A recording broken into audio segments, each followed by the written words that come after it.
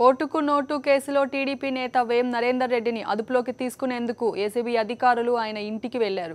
గుండె సంబంధిత వ్యాధితో బాధపడుతున్నందున తాను ఉదయం కలుస్తానని నరేందర్ రెడ్డి చెప్పడంతో అధికారులు అక్కడి నుంచి వెళ్లిపోయారు. దీనిపై మరింత సమాచారం మా ప్రతినిధి ప్రదీప్ అందిస్తారు. ప్రదీప్, చెప్పండి, అసలు అక్కడ పరిస్థితి ఎలా ఉంది? ఓటుకు నోటు కేసుకు సంబంధించి మా టీడీపీ మరో ఎమ్మెల్యే సండ్ర వెంకట వీరయ్యకి ఇవాళ ఏసీబీ అధికారులు నోటీసులు ఇచ్చారు. అదేవిధంగా ఎమ్మెల్సీ అభ్యర్థిగా బరిలో ఉన్న వేం నరేందర్ రెడ్డిని కూడా ఏసీబీ అధికారులు కలిసి సార్ ఏం మాట్లాడడం జరిగింది ఏసీబీ అధికారుల మీద? ఇన్వెస్టిగేషన్ కోఆపరేట్ చేయమన్నారు. సరే రేపు డే టైంలో రండి మాట్లాడదామని చెప్పి. అంటే పర్టికులర్గా మీకు సంబంధించి నోటీస్ ఇవ్వడానికి వచ్చారా, మీరు అడిగారా వాళ్ళని? అంటే దీనికి సంబంధించి వాళ్ళు వచ్చి కలవడం జరిగింది. మీరు ఏమైనా నోటీసులు తీసుకురావచ్చిండ్రా అని చెప్పి కూడా నేను అడగడం జరిగింది. అలాంటిది ఏం లేదు సార్, మీరు కోఆపరేట్ చేస్తే ఒక 1 అవర్ మేము కొంచెం కొన్ని ప్రశ్నలకు జవాబులు చెప్పాల్సిన పని ఉంది అని అన్నారు. సరే అలాంటిది ఏమైనా ఉంటే మీరు డే టైంలో రండి, నేను మాట్లాడతాను. మీ కళ్ళ ముందు చూస్తున్నారు, వాస్తవంగా ఇన్నే మాట్లాడుతున్నాం.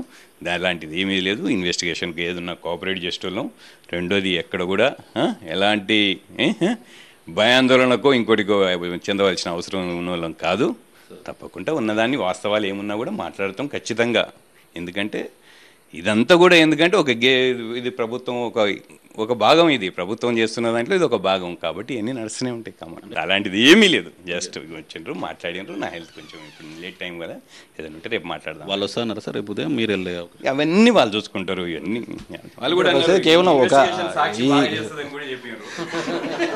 ఏదైతే ఓటుకు నీటి కేసుకు సంబంధించి సండ్ర వెంకట వీరయ్యకి సంబంధించి ఇప్పటికే ఆయనకు నోటీసులు ఇవ్వడం జరిగింది. అదేవిధంగా తనను కూడా కొద్దిగా ఇన్ఫర్మేషన్ తీసుకోవాల్సింది, దానికి సంబంధించి మాట్లాడాలి అని వాళ్ళు కోరడం జరిగింది. అయితే ఈ అర్ధరాత్రి పూట కదా, రేపు ఉదయం ఏదున్నా రేపు చూసుకుందామని చెప్పడంతో వాళ్ళు వెళ్ళిపోయారంటూ వేం నరేందర్ రెడ్డి చెప్తున్నాం. వీడియో జర్నలిస్ట్ ముత్యంతో ప్రదీప్, సాక్షి టీవీ, హైదరాబాద్.